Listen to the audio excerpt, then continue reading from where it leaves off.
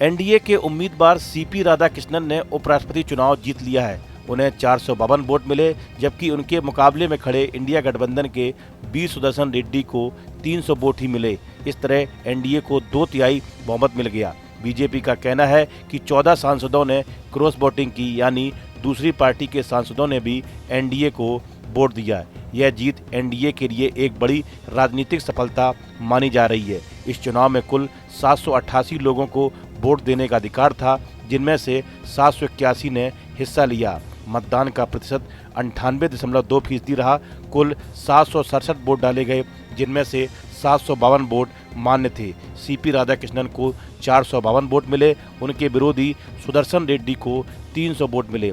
उन्होंने 152 वोटों के अंतर से यह चुनाव जीत लिया। दूसरी ओर इस जीत के बाद तमिलनाडु में बीजेपी कार्यालय के सामने जमकर आतिशबाजी की गई। राज्यसभा के सचिव और निर्वाचक अधिकारी पीसी मोदी ने घोषणा की कि एनडीए के उम्मीदवार सीपी राधाकृष्णन भारत के अगले उपराष्ट्रपति चुने गए हैं। उन्होंने बताया कि उपराष्ट्रपति के 17वें चुनाव के लिए 7 अगस्त को नोटिस जारी किया गया था और कुल 68 नामांकन प्राप्त हुए थे। नामांकन की जांच के बाद केवल सीपी राधाकृष्णन और बी सुदर्शन रेड्डी के नाम ही वैध पाए गए।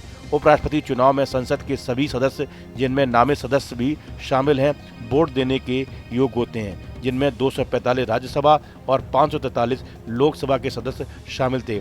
मतदान सुबह से शुरू हुआ, जो शाम 5 बजे तक चला।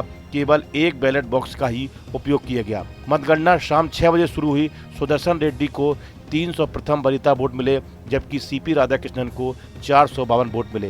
हालांकि राधाकृष्णन के नामांकन के बाद से ही एनडीए खेमे का पलड़ा भारी माना जा रहा था। उनके चुने जाने के साथ ही अब वे राज्यसभा के सभापति पद की जिम्मेदारी भी संभालेंगे।